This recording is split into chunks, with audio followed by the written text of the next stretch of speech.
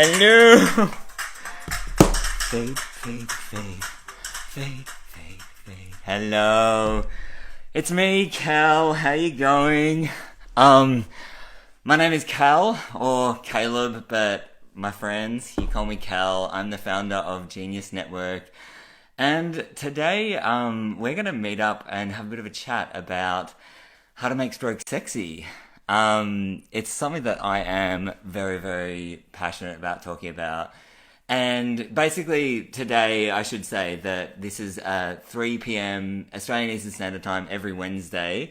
Our community, our Genyus community, come and meet up and we have a chat about the things that matter most to us. So I wanted to get off our little... oh my God, Cal. I wanted to chat about... how to make stroke sexy and how for me, made stroke sexy. But most importantly, I want to talk about how you can make stroke sexy. So I was at it was a forum last year, and it was predominantly with a lot of health professionals or researchers in the field of brain injury, stroke. And there were some stroke survivors there, and I I said something that I guess kind of like ruffled a few feathers, because we were talking about how to raise awareness for stroke and how, and I mean, you actually probably know this, that stroke is, it impacts millions and millions and millions of people around the world of all ages, from people that are in utero to people in their 20s, their teenagers to 20s to 30s, right up into 80s. But we only know about that percentage, and that's the one that we hear about. And so when we were at this forum, it was talked about in regards to strategizing how do we raise awareness about stroke. And I explained that I don't think we're going to really be able to have global recognition or real global awareness around stroke until we make stroke sexy. That was met with a little bit of like some raised eyebrows and some chuckles and things like that. I think people felt a bit more comfortable if it was maybe not something that was sexy. I think what I said about making stroke sexy is so important, and I stand by it. It's not about sexualizing stroke. It's about making it sexy. It's about doing what Olivia Newton-John has amazingly done for breast cancer, what Angelina Jolie has done for breast cancer, what the Daffodil Day has done for so much to do with cancer, what Movember has done for men's health problems. We can make stroke sexy if we share our stories. And I want you to share your story, because I think that is sexy.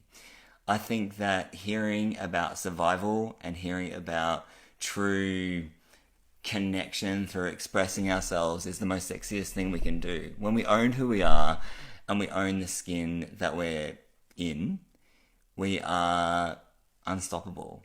And so I wanted to tell you a little bit of a story about a time when I stepped into my sexiness, my stroke sexiness, because I felt really, really unsexy for a very long time. I went through a really, I went through a breakup after my stroke, and that was really hard. I really didn't know how to re-identify back in the world as a young person with that at that time I would have described as having a disability, mainly around vision impairment and a balance disorder that made my mobility quite limited, I guess. And I I took the plunge, right? And I'm going to have a bit of a sip of tea if that's all right with you, because that's sexy.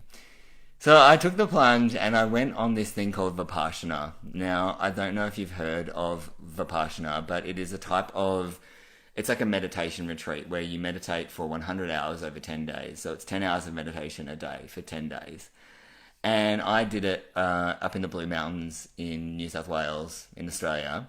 And Actually, yeah, if you've done Vipassana, like just or done any meditation, please write in and say something.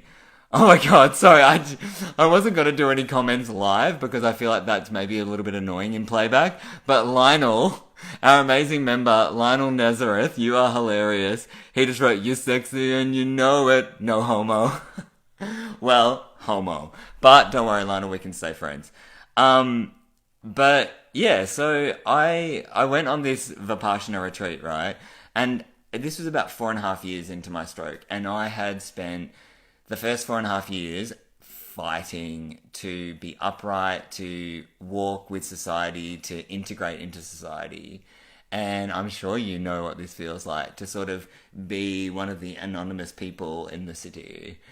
And I got my hair back, and I can't remember what hairstyle I was rocking at the time. Probably not the curls because I was in curl denial for a long time, as I was also in stick denial for a long time.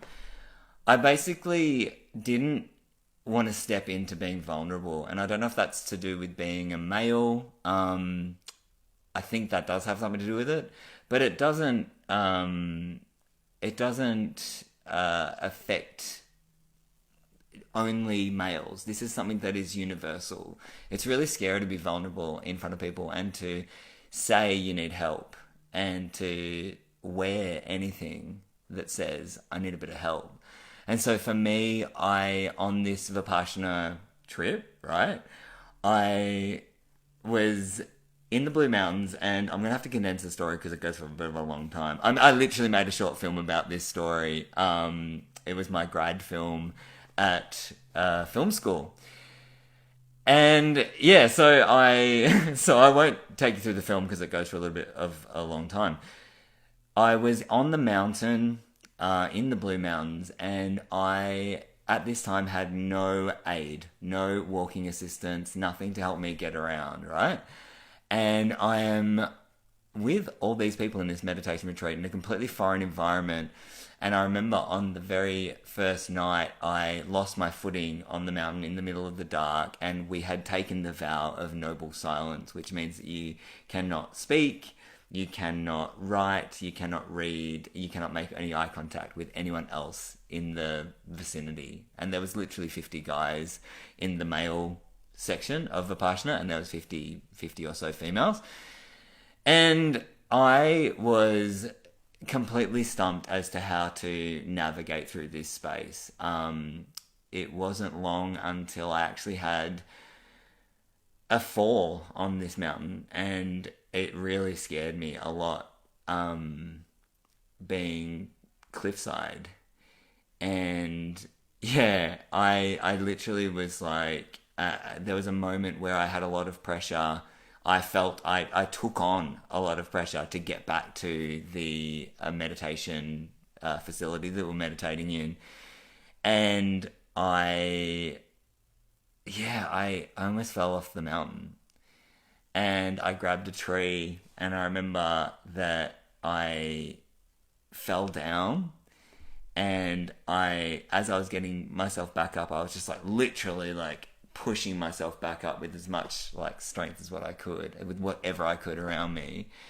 And I grabbed this like, my hand jumped in like, got poked by like the knot of a branch, and I like grabbed this stick and just like sort of like wizard my way out of it, and then I like trudged back up to the mountain to get back into the meditation retreat, to do another, a strong sit for an hour.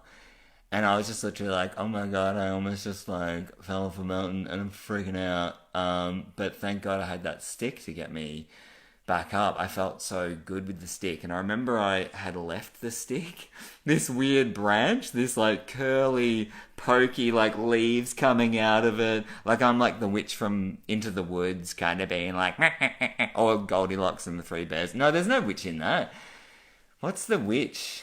Oh, I don't even know. The witch in Snow White. You know that witch? I was like that chick, like, but trying to get up a mountain with this thing. Anyway, I'm tangenting. I'm going back on. And I put the stick out the front of the meditation room, which is a big hall, this big cavernous hall full of like 100 people, all seated in rows in complete complete silence.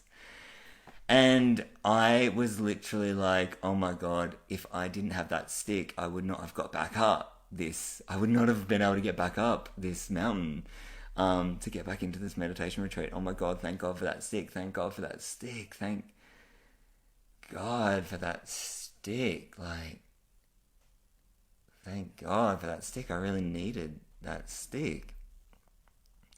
And so the cogs were going, and I was like, wow, I really needed that stick. I'm so dizzy all the time, and I'm so disoriented, and it's like I need a third thing to help me. And I was like, oh my God. And so over the 10 days, I literally fashioned this branch into what became my walking stick. And the hardest thing about that experience initially was, in silence, people just looking at this random dude with a big stick that I was walking around like Gandalf the Great. Like, I was just sort of like literally navigating my way in complete silence. No one's looking at each other, but you all actually look at each other, but not when you don't make eye contact. But I remember being so self-conscious, but slowly over the 10 days, just gaining this incredible sense of like ownership, control, and absolute confidence in who I was that I had not felt. I had not felt as liberated. I literally had not felt as liberated up until that point, since I'd had my stroke. Until that point, I had not felt like I feel whole. I feel like I have support, and that support is me. And that was because I was controlling the support. I had hold of my stick. And I thought what I'd do is just show you. This is totally random, but I've actually got, oh my God, I've literally got like a buffet of things to show you. But this is it! Hang on, I've got to stand up. Oh, look, I need the help to stand up. Can you see me? This is my stick! This is the branch, and I have held on to it because, as you can see here, I literally peeled away all the bark, right? And all the leaves and all the things, and slowly smoothed it down so that it was my stick. It was the thing that got me around on this mountain. And I made a film about it. Not necessarily a brilliant film. It's brilliantly performed by the actor that's in the film. But I had this profound experience, and it was about stepping into my vulnerability and owning who I am once and for all. And I'm sharing this story with you because I think that sharing our stories is the sexiest thing that we can do. It's the thing that is the most compelling, most exciting, and the most real thing that we can do is share our perseverance and our survival strategies. Because that's what we are. We're a team. You're part of this team. Along the way, I literally, stepping into my vulnerability, I remember I got back to Melbourne and I was like, I'd been this dude, the stick denial dude, for so long that I was then like, oh, I'm going to get another stick. And I got my red stick, which is like red so that I remember that I've had a stroke and that I really need some help. And it gives other people the very clear signal that it's like, this dude actually needs this. So let's actually like maybe give him a hand or maybe make a bit of way for Prince Ali. I got all these other sticks. I was like, I'm going to rock this. If I'm going to have a stick, I am going to rock it. So I got this stick. This is like a bit more of a like, I don't even know what this one's called, but this was a very, very kind gift that someone gave to me. I got, this is my favorite stick. Oh my God, this was my grandpa's stick. This is my pop stick. There's a whole story about my pop that I'm going to go into at another Candid with Cal. But this was my pop stick before he passed away. And so I used this for a while. Until finally, I was given by my mum, Gail Rickson, and my father, Ian Rickson. I know you're hopefully watching. Give me a holler if you are. But I got this stick, which was like my wedding stick. It was like my dress-up stick. But you know, as you can see, I just decided that if I've got to do this, I've got to own it. Because no one's going to get it unless I lead the way. And what I want to encourage you to do is to lead the way. Teach people how to treat you. I also have a pretty significant vision issue.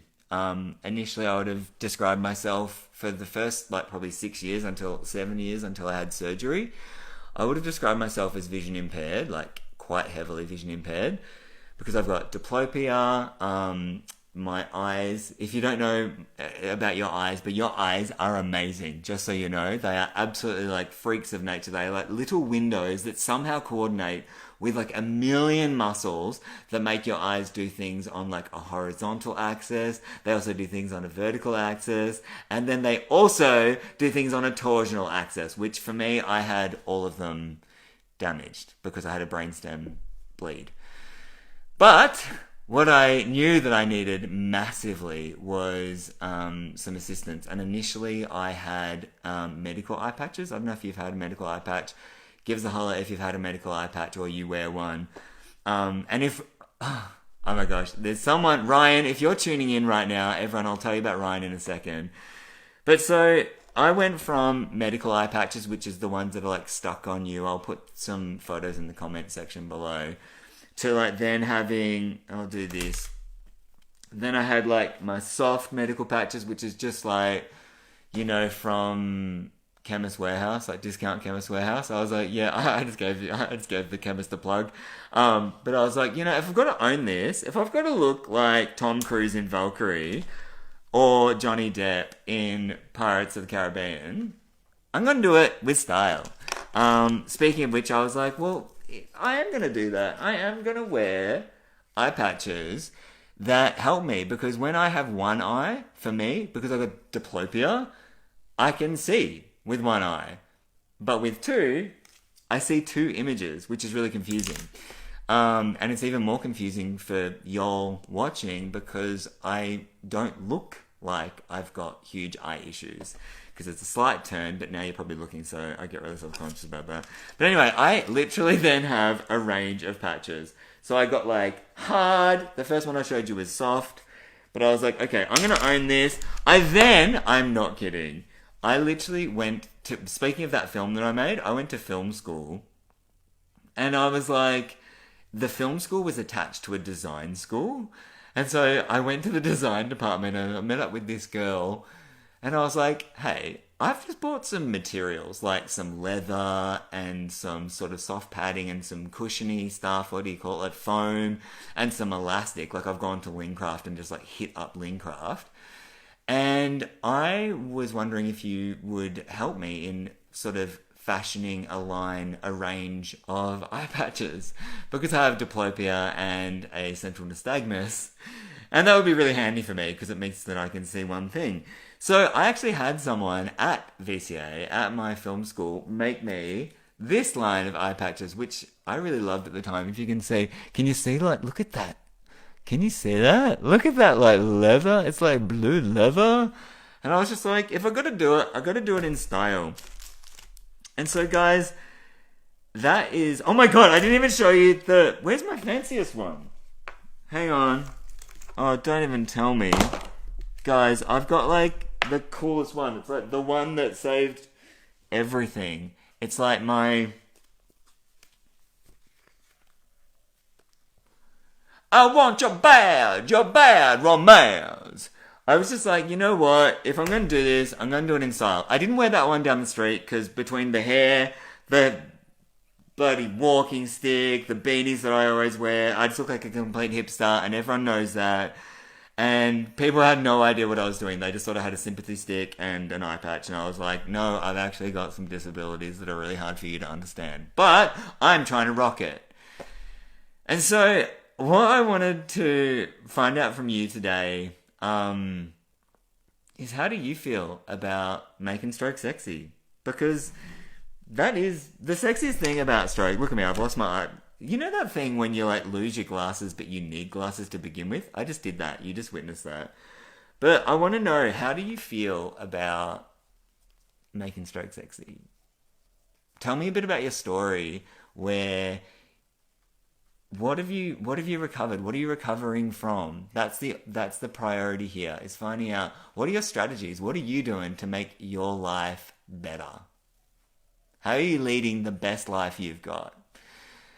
I think your story is the sexiest thing that can come from our strokes. And I want to share them all together because this is about solutions, not problems. if I didn't almost fall off that mountain and land on that stick and end up making that weird stick into a walking stick, which I then made that walking stick experience into a short film, which made that short film experience into a story sharing platform for my people, I wouldn't be who I am today. And that's the thing that I'm the most proud of, is who I am today. I am willing to be seen. I'm live on Facebook. I'm here with you. You're here with me. And I encourage you to share your story. Because I think that's the sexiest thing about stroke, and it's the most amazing thing about you, is your story and your sense of perseverance against all odds. So, what I'm going to do now is just do a little bit of a scroll in the comments just to see what's been going on in this conversation, because I haven't been able to do it because I've been all like, double vision, eye patchy, and taking off my stuff and getting all dizzy and trying to pretend that I'm not freaking out. Plus, I'm like frothing up at the mouth. But let me have a look. Okay, so I'm gonna scroll back. Oh my gosh, we have so many comments. Oh, guys, you are the best. Look at this. This is what I call story sharing, and you are why stroke is sexy. Your story is the sexiest thing about you, so own it. Oh my god. Sue, thumbs up. Josh, hi. Julie says hello. Hi, Julie. Hi, Chisa. Lionel, you didn't miss it. Rock on. Oh my god, Cammy, you've tuned in. So we've got Australia, America, Hawaii, which is, I know, part of the America part, but I'm not very geographical, so forgive me. Oh my gosh, the Philippines, Singapore. I said Dubai. Oh, we've got Queensland, which is in Australia. If you didn't know, I know that you already know that. Sorry, guys, shouldn't have said that. Oh my god, Cynthia, you've just joined us today. Welcome to the team. It's so good to see you. Thank you so much for your message before. It was really good to hear from you today, and I'm so absolutely thrilled that you have just joined us and joined our website, www.genyusnetwork.com. My friend, come and join us, because that is how you're going to that is the gateway. This is one of our gateways, but the real gateway is coming and joining us on our website, because so much is happening with our community as we're growing and sharing more stories. There are so many stories on our website as it is. So if you haven't done it yet, www.genyusnetwork.com. I'll see you there. I'm on the other end. Who else we got? Hey, okay, Adam, hello. Clive, good to see you, my man. Danielle, Marcus from Japan. Okay, so we've got Australia, the US, the UK, Dubai. We had Canada. We've got Japan. I'm just waiting for Thomas Brune. If you can just tune in, then we've got Germany as well, and I'm like stoked with that. Okay, Singapore, Dubai. Yeah, I've said Dubai like 40 times. Marcus, I couldn't agree more. Marcus says storytelling is important. As I said, Marcus, it is the most important part of our recovery, because that's what we're doing. We're recovering. We're not struggling through. We're recovering through. And so to share your story is not only cathartic for you as the story sharer, but it's probably unlocking someone else's prison that they are completely held within, that they might not know how to get out of. But your story might be the key. So share your story. I couldn't agree with you more. Tom Odland. Oh, I've just lost all my comments. Oh, Priya, hello. Julie, oh guys, I'm just going to be doing this for ages, and that's really bad, and I seriously, my vision can't keep up, so I'm going to finish it there. But I encourage you to keep on this journey with us. We have the best community ever. I love all your stories. And for you watching right now, my friend, your story, it could be the key to unlocking someone else's prison. So share it, and share it with pride, because We all have one vision. One vision to eliminate isolation for every single person who is touched by trauma. Let's empower one another to share our stories and connect authentically. Thanks for listening to my story today. I'm going to leave this on because this was like my homeboy for a very long time. Or my homegirl, I don't know. But either way, it's kind of like Kylie Minogue's like doing a pirouette on my eye. But thanks for watching. Hit me up. Absolutely. Come over to the website and connect with each other. Share your stories. If you haven't joined our private Survivor Snapshot group, 3 easy steps to share your story, please come and do so. We've also got the rant room. Oh my God. Last thing before I go. The rant room, which I'm ranting and tangenting. The rant room is absolutely taking off. Since last week, I had a bit of a rant with you and I decided that I was going to open up the rant room, which is something that I'm really passionate about. I think we need that safe space where we can just let some steam off and say whatever we need, as long as it's not hurting anyone else in the community. Absolutely, let out whatever you need and come and join us in the rant room. But yeah, I'm so inspired and touched and thankful to you for joining me. Every week, we're just like this little amazing colony of clearly people from all over the world who are touched by trauma and united by not only our trauma, but our sense of identity. So thank you. I hope you are well. Please share your story with me. Come and join us on the website. I'll talk to you very soon. I'm a genius. You're a genius.